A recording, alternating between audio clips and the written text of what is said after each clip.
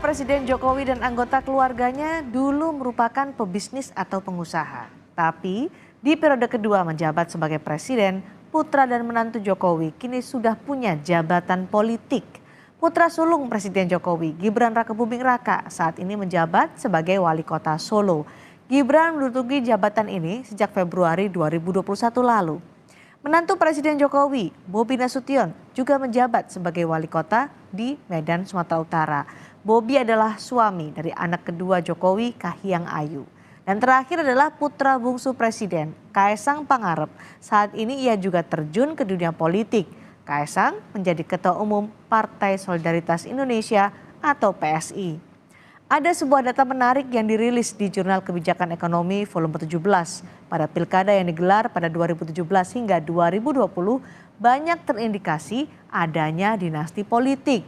Dari 508 kabupaten kota yang menggelar pilkada, 247 diantaranya terindikasi ada praktik dinasti politik. Ditetapkannya Kaesang Pangarep sebagai Ketua Umum PSI melengkapi keluarga Jokowi sebagai keluarga politisi. Pilihan politik Kaesang yang berbeda kabarnya sempat memicu isu hubungan Jokowi dengan Megawati retak. Benarkah demikian? Kami akan bahas usai tayangan berikut ini. Silakan, begini. Ini versi besar ya. Lu saya aja nggak sebesar ini. Putra bungsu Presiden Jokowi, Kaesang Pangarep, Sabtu pekan lalu resmi bergabung dengan Partai Solidaritas Indonesia atau PSI. Berselang 2 hari kemudian, adik kandung wali kota Solo, Gibran Rakebuming Raka ini ditetapkan sebagai Ketua Umum PSI. Kaesang menyatakan pilihannya yang berbeda partai dengan keluarga besarnya juga telah mendapat restu dari Presiden Jokowi. Saya masuk politik itu ya salah satu inspirasinya bapak saya sendiri.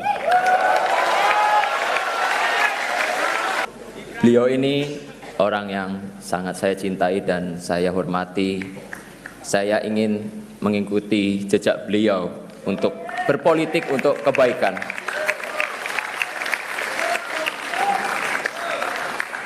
Kepada Bapak, saya ingin menyampaikan izin saya mau menempuh jalan saya, Pak.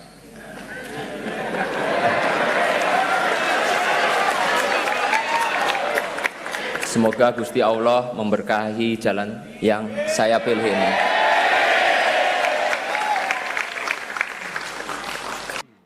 Pasca Kaesang memutuskan bergabung ke PSI, sempat muncul isu hubungan Presiden Jokowi dengan Ketua Umum PDIP Megawati Soekarno Putri renggang.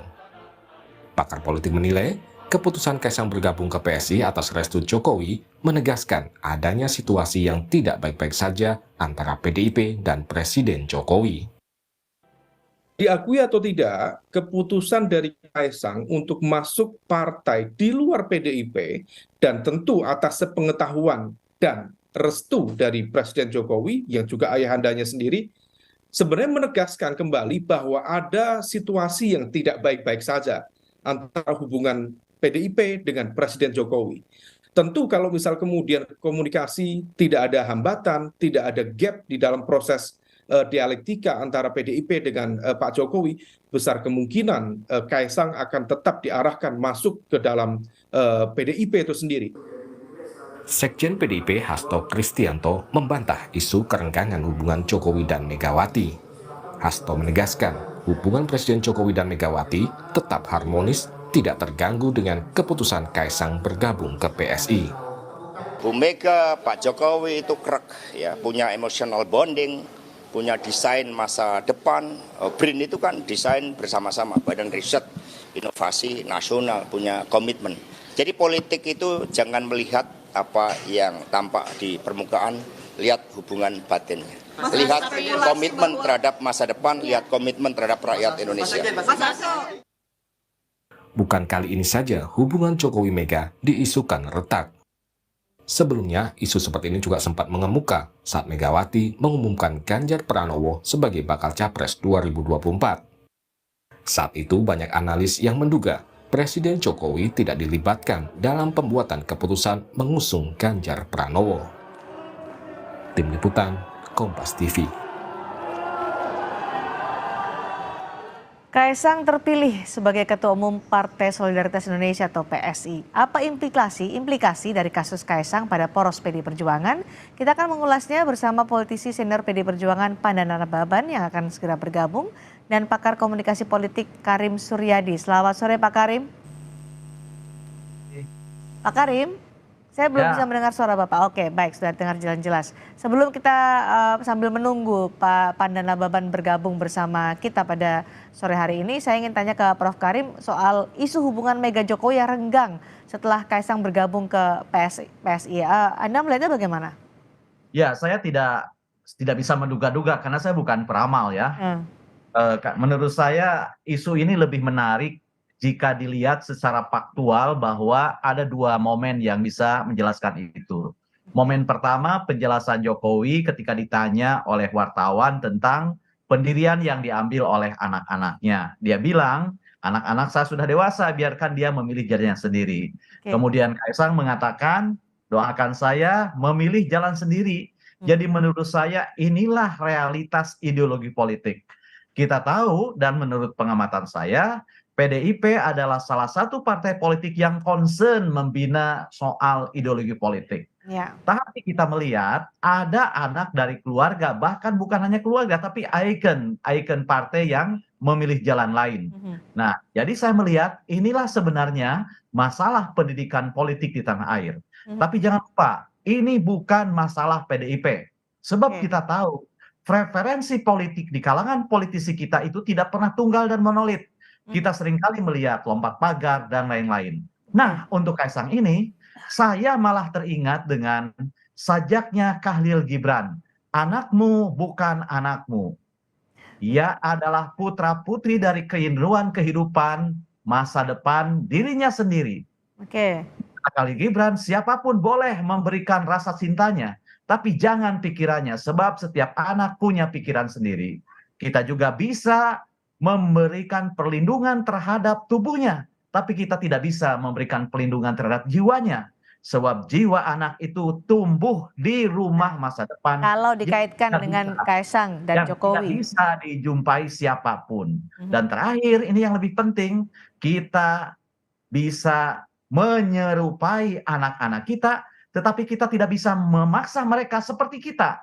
Karena mereka punya jalan sendiri dan hidup itu tidak mundur dan tidak pernah menetap di hari kemarin. Jadi menurut saya sebenarnya tidak terlalu masalah ini. Kenapa tidak terlalu masalah? Pertama, ini masalah individual, pilihan jalan seseorang gitu ya. Dan ini melanda semua partai. Tapi hanya karena ini melibatkan seseorang yang ya punya nilai berita lebih, kemudian punya kemenonjolan saliensi karena peran yang dimainkannya, sehingga ini menjadi sesuatu yang besar. Bahwa ada terjadi pembajakan kader kan bukan baru kali ini juga gitu ya. Bahwa ada kader akhirnya lompat pagar bukan kali ini juga. Bahwa ada berbeda bukan kali ini juga. Jadi menurut saya ini bukan sebuah masalah yang monolit, yang tunggal, tapi bisa dilihat dari berbagai aspek. Tapi saya tidak suka untuk menduga sesuatu yang tidak nampak, tidak ada tanda-tandanya yang mencuat ke permukaan. Jadi soal Kaisang yang berbeda partai dengan Jokowi, menurut Anda itu hal yang biasa saja, sangat wajar kalau anak punya pandangan yang berbeda dengan orang tuanya. Pak Panda sudah bergabung? Oke, Pak Panda sudah bergabung bersama kami? Baik, kami masih menunggu Pak Pandana Baban untuk bergabung bersama kami dan juga Prof. Karim. Tapi Prof, PDI kan punya aturan internal bahwa satu keluarga wajib satu partai. Nah, saya sudah mendengar itu juga dan itu pernah dikatakan ya kepada kader yang mencoba berdiri. Bahkan ketika saat itu Kaisang menggunakan kaos ya bergambar capres yang lain, pernah itu keluar gitu ya. Tetapi kan itu kebijakan partai yang dicerna oleh anggota keluarga secara berbeda. Itu yang saya bilang tadi, ini masalah pendidikan politik partai gitu ya. Masalah pendidikan partai. Partai berhak menetapkan nilai, partai berhak menetapkan rambu-rambu, instrumen dan apa-apa. Tetapi bagaimana semua perangkat nilai itu diinternalisasi, diterna, diyakini oleh kader dan keluarganya, itu bukan hanya masalah kader, tapi masalah keseluruhan. Saya bilang, tadi saya menyinggung ini persoalan pendidikan politik begitu ya. Oke. Meskipun kita tahu PDIP adalah salah satu partai yang sangat concern dengan pendidikan politik. Bahkan Baik. saya nilai kental banget nilai ideologisnya. Tapi Oke. kan faktanya seperti itu karena ada masalah individualitas, personalisasi yang tidak bisa diseragamkan soal persepsi, keyakinan tentang nilai dan keberanian serta preferensi ideologis seseorang gitu ya. Baik. Jadi Oke. meskipun ini kebijakan partai tetapi kita tidak bisa menegasikan Mhm. pendirian seseorang yang tergabung dalam keluarga partai. Saya melihatnya seperti itu. Oke, Prof. Karim. Sudah bergabung bersama kita Pak Panda. Selamat sore Pak Panda. Selamat sore. Baik, terima kasih sudah bergabung bersama kami Pak Panda. Pak Panda, bagaimana PDI Perjuangan melihat Kaisang, putra Joko Widodo, kader terbaik PDI Perjuangan, Jokowi, akhirnya bergabung ke PSI dan menjadi ketua. Padahal PDI Perjuangan punya aturan internal kalau satu keluarga wajib satu partai. Itu peraturan internal itu banyak disalahartikan. Mhm. Itu sebenarnya suami istri dan anak yang masih dalam tanggungan. Oke. Kalau tidak dalam tangan nggak ada ikatan. Itu Jadi yang soal sebenarnya. Kaisang ini tidak masalah PDI Perjuangan melihatnya. Tidak ada masalah. Mhm. Ini soal kalau di mata PDI Perjuangan ini soal Pak Panda? Pak Panda? Terputus. Baik, sepertinya terputus komunikasi kami dengan Pak Panda Nambaban. Nanti kita akan kembali tanyakan kepada pengalaman jadi ketua partai. Aha. Itu terus terang aja nggak main-main, dalam arti kata keuangannya harus kuat. Maksudnya saya keuangannya nggak harus tahu. kuat Backup keuangannya harus kuat karena sebagai ketua karena karakteristik partai di Indonesia ini itu semua tertumpu kepada beban kepada ketua umumnya. Oke. Gitu loh. Jadi kalau saya Kaisang menjadi masih- ketua umum PSI gimana Anda melihatnya? Tadi Anda menyebutkan ya keuangannya harus moga-moga kuat. uangnya udah banyak. Moga-moga. Oke. Ya kan, karena anak presiden kan banyak lah orang pengen dekat sama dia, banyak lah yang ini. Karena saya jadi teringat waktu dulu Zainuddin MZ, itu sahabat aku almarhum Zainuddin MZ. Ya. Dia ketua umum PBR, Mhm. Partai Bintang Reformasi. Terus dia cerita ke saya, waduh Pak Panda, nyesal saya jadi ketua. Asal ke daerah saya diminta uang, asal ke daerah saya mesti siapkan ini, asal apa saya harus siapkan ini. Biasanya kalau saya ke daerah saya dapat uang. Itu Baik. dan akhirnya dia berhenti. Oke. Jadi Ya, Anda ini ingin justru mengatakan bahwa beban Kaisang sebagai ketua umum PSI sangat berat begitu ya? Iya, berat kemampuan finansialnya, apalagi ambisinya yang begitu besar. Ya kan, menggerakkan itu semua duit. Baik. Duit Pak Baban, bicara. Pak Panda, apakah dengan terpilihnya Kaisang menjadi ketua umum PSI yang adalah putra Jokowi mempengaruhi hubungan Jokowi dan PDI Perjuangan? Ya enggak lah, Jokowi sangat dewasa, Jokowi sangat matang, Jokowi sangat menikmati, Jokowi sangat mencintai PDI Perjuangan. Bahkan Megawati mengatakan kader PDI Perjuangan yang terbaik sekarang ini Jokowi. Oke. Gitu loh. Jadi tidak ada Dan masalah Jokowi- ya ketika anak kader terbaik bergabung ke PSI bukan ke PDI Perjuangan justru menjadi ketua umum PSI. Enggak, itu biasa-biasa aja. Sekarang kan abangnya jadi PDI Perjuangan, jadi wali kota. Ya. Jadi dan kurasa orang itu dua juga menjadi bukan menjadi kemudian renggang hubungan kakak beradik. Ya enggak lah. Oke. Kalau Bu Mega ada komentar soal Kaisang menjadi ketua umum PSI? Biasa-biasa aja, sama ibu juga biasa. Gini ya, nggak ada yang istimewa di orang PDI Perjuangan sendiri. Ada yang kakak beradik kandung, satu di Gerindra, satu di PDI Perjuangan. Ada kemudian yang juga ada kemudian dia di Golkar, kemudian ini. Ya, itu hal yang biasa gitu loh. Karena sebelumnya juga ada pernyataan dari bacawa pres Koalisi Perubahan yang sekaligus ketua umum PKB Muhaimin Iskandar yang bilang kalau ada Jokowi nih di balik terpilihnya Kaisang sebagai ketua umum PSI. PDI dan Anda pribadi menanggapinya bagaimana? udahlah Caimin diurusin aja lalu koalisi aja. Jangan ngelompat lagi dia, gitu loh. Ntar dia bulan depan ngelompat pula lagi dia. Oke. Jadi udah Caimin urus, temanku baik ini Caimin ini. Gak usah komentari yang nggak ngerti gitu loh. Baik. Kalau Pak Panda, jadi apakah dengan bergabungnya Kaisang yang saya kembali menekankan ini adalah putra kader terbaik PDI Perjuangan Joko Widodo bergabung dan menjadi ketua umum di PSI tidak mempengaruhi kesolidan Jokowi tetap satu koridor dengan PDI Perjuangan, siapapun capres yang didukung oleh PDI Perjuangan juga didukung oleh Jokowi? Gini ya, 10 tahun yang lalu saya ngomong sama Jokowi waktu dia masih gubernur. Ada 3 ancaman kekuasaan. Pertama, terkejut badan. Kedua, dendam kemiskinan. Ketiga, itu dendam kekuasaan. Ya kan? Okay. Jadi itu kenapa saya kasih tahu godaan yang besar terhadap anak presiden ini. Kita udah lihat sejarah. Kita udah lihat apa yang terjadi kakak beradik Bambang Tri dengan Tommy. Tommy dikasih cengkeh, Bambang Tri dikasih jeruk. Tommy dikasih Timor, mobil Timor, Bambang dikasih Bimantara.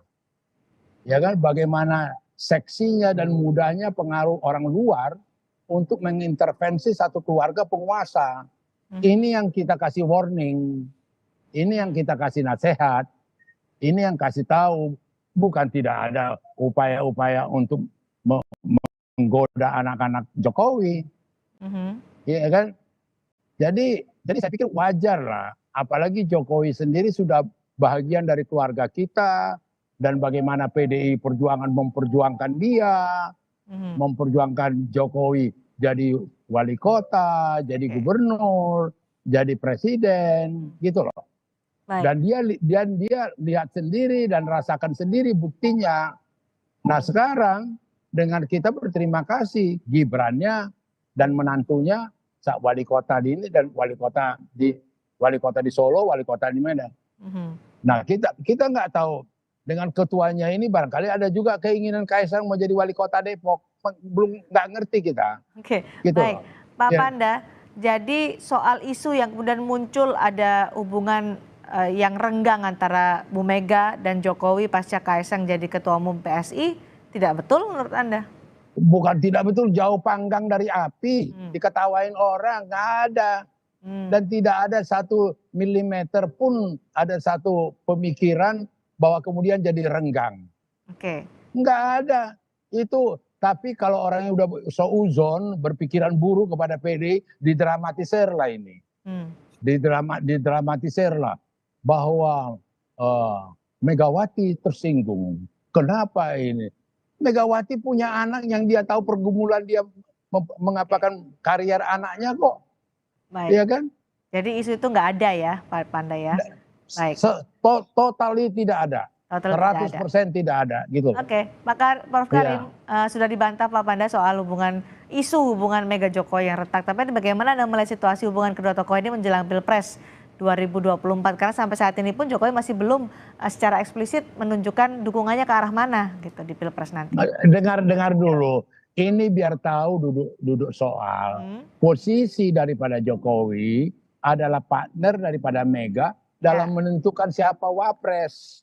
Oke. Dan kemudian dikonfirmasikan nanti ke Ganjar. Itu mekanismenya gitu loh. Baik. Oke. Dan itu yang sedang berproses terjadi. Baik, tanggapan Anda Prof Karim?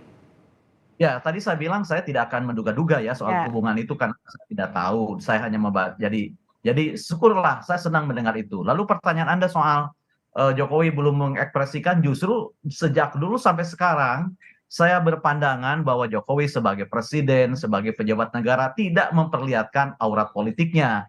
Bahwa Jokowi punya hak politik sebagai pribadi, silakan saja nanti disalurkan sebagaimana Opung tadi katakan gitu ya, disalurkan bersama Ibu Mega ke Ganjar silakan. Tapi di ruang publik saya tidak berharap bukan hanya Jokowi tapi pejabat-pejabat publik yang lain, karena saya mengimani bahwa bagi pejabat publik preferensi politik adalah aurat yang harus dijaga dan hanya disalurkan secara personal ke jalur yang benar gitu ya. Nah, kemudian soal hubungan tadi, saya justru lebih tertarik apa yang dikatakan Opung tadi ya. Sebagai saya bilang tadi, ini masalah pendidikan politik, bukan masalah PDIP-nya, tapi justru masalah partai yang tidak menempuh pendidikan politik yang sistematis begitu. Jadi bagaimana bisa orang yang baru direkrut didudukan sebagai ketuanya? Tadi Pak Panda melihat dari sisi biaya, justru yang saya pertanyakan bagaimana proses menjadi partai itu? Kan itu berproses, bagaimana proses menjadi anggota partai, menjadi kader partai, baru direkrut sudah ditentukan dalam struktur top manajemen. Jadi menurut saya ini sebuah gejala partire porosis atau kematian tulang punggungnya partai politik, maaf saja. Sebab saya melihat sebagai akademisi, partai politik itu wajib menempuh pendidikan politik yang sistematis bagi kadernya. Tidak bisa ujuk-ujuk, sementereng apapun binar politiknya, sekuat apa seksi politiknya. Ya, oke, itu adalah dari PSI ya, dari sisi PSI. Tapi kalau besok karena ada Rakornas PD Perjuangan, menurut Prof Karim, apakah nanti di Rakornas ini sudah ada clue siapa bacawa pres dari Ganjar Pranowo? Wah, saya tidak bisa meneropong apa yang terjadi besok hari.